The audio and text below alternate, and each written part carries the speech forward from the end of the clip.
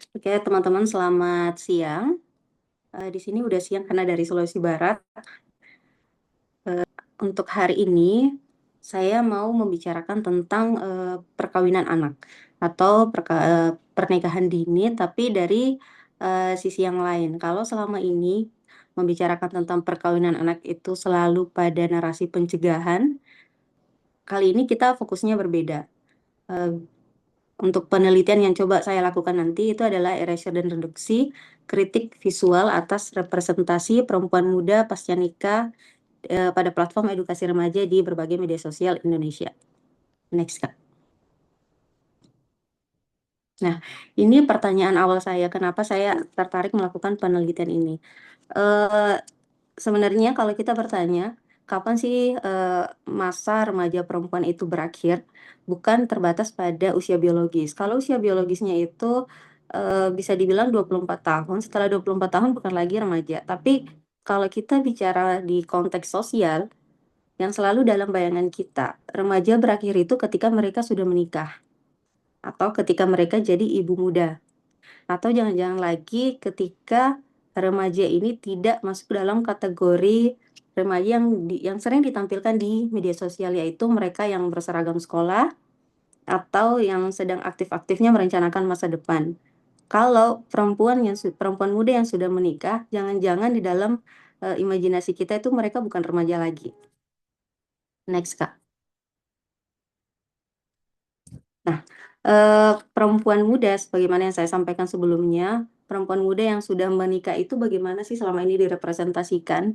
Biasanya mereka direpresentasikan sebagai bentuk pencegahan untuk mengisi kampanye di sosial media, atau sebagai contoh dari resiko kesehatan yang diakibatkan oleh kalau kalau misalnya ada kelompok remaja yang menikah muda, mereka itu akan ditampilkan hanya sebagai risiko kesehatannya saja, atau hanya contoh dari putus sekolah, contoh dari kelompok-kelompok yang dimiskinkan oleh pernikahan. Seperti itu. Next, Kak. Nah, dari situ saya melihat ada ruang yang kosong.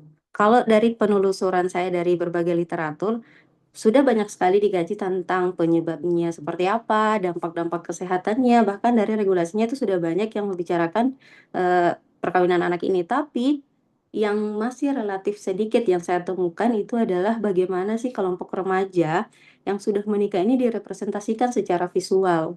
Jangan-jangan apa yang direpresentasikan selama ini itu bisa mengeksklusi mereka dari kategori remaja, yang akhirnya mereka sendiri itu tidak tidak merasa tidak layak memperoleh informasi seputar kesehatan yang ada di dalam konten itu, karena tidak direpresentasikan di dalamnya.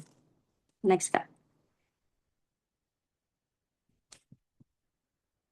Nah, kalau untuk pendekatan yang saya coba lakukan untuk membaca fenomena ini, saya akan lakukan yang pertama adalah analisis wacana kritis, di mana analisis wacana kritis ini akan membantu kita untuk melihat visual itu tidak sebagai sesuatu yang netral. Jadi, visual itu akan memproduksi pengetahuan yang ada.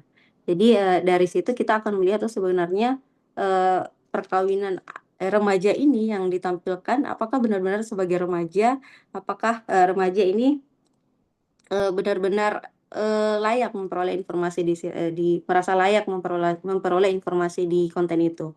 Kemudian representasi visual ini nanti akan coba membantu saya untuk memaknai setiap gambar yang ada, setiap ilustrasi yang ada di konten media sosial. Untuk reproductive justice-nya, ini tidak hanya akan berakhir di layanannya saja. Jadi bagaimana kelompok remaja yang sudah menikah ini memperoleh layanan, tapi bagaimana dari konten-konten itu sehingga remaja merasa mendapat pengakuan dari situ. Next, Kak.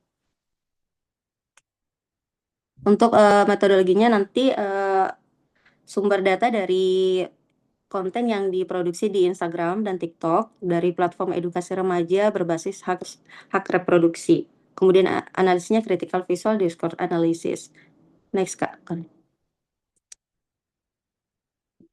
Nah, ini temuan awal yang temuan awal yang saya temukan, kalau teman-teman bisa melihat poster yang sebelah kiri, kalau konten-konten yang membicarakan tentang masa remaja itu, yang sering kali muncul tokoh-tokohnya adalah mereka yang berseragam atau kelompok-kelompok yang memang yang dikenal sebagai remaja periang gitu loh. Nah, kalau kita lihat di sini tidak ada sama sekali ibu muda, tidak ada perempuan yang sudah menikah meskipun kategorinya masih remaja. Nah, dari sini kita bisa melihat bahwa perempuan muda yang telah menikah ini menghilang dari kategori remaja. Gitu, Kak.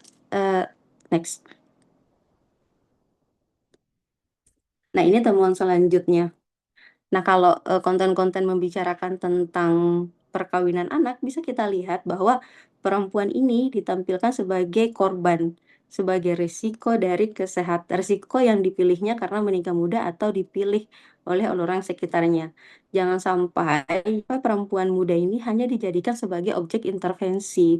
Jadi dia hanya direduksi sebagai korban saja, bukan sebagai subjek yang memiliki agensi atau sebagai subjek yang masih mempunyai harapan di masa depan. Next, Kak. Nah, untuk sebagai garis bawahi juga ya, saya garis bawahi bahwa kita tidak bisa mengelak kalau perkawinan anak itu memang kerentanan yang nyata.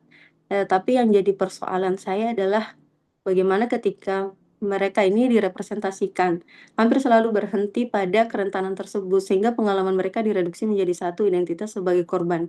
Sebagaimana yang saya bilang tadi bahwa kelompok remaja ini juga memiliki masa depan, memiliki harapan meskipun dia sudah menikah. Karena menikah itu lagi-lagi tidak semata-mata benar-benar hanya pilihannya saja. Banyak di antara perkawinan ini karena keterpaksaan, karena korban manipulasi dan lain-lain sebagainya.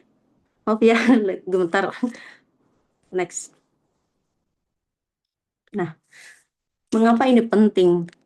Karena visual itu bukan sekedar gambar. Visual ini membentuk siapa yang dianggap layak memperoleh perhatian.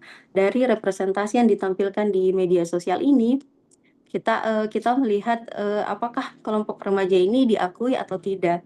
Apakah dia kelompok remaja yang sudah menikah ini masuk dalam diskusi di kebijakan atau tidak. Dan ujung-ujungnya apakah mereka memperoleh layanan yang sama dengan kategori remaja yang belum menikah. Next, Kak.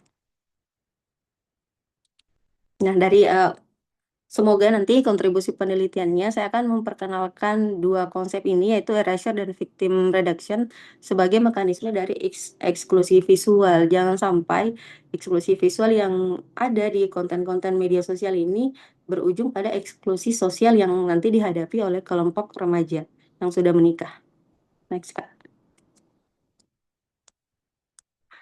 Nah, ini sebagai penutup, singkat saja, gagasan yang ingin saya nanti meneliti adalah Gerhut ini tidak berhenti ketika seorang perempuan menikah. Yang hilang adalah bagaimana cara kita merepresentasikannya dan bagaimana kita mengakui kehadirannya. Tuh, Kak.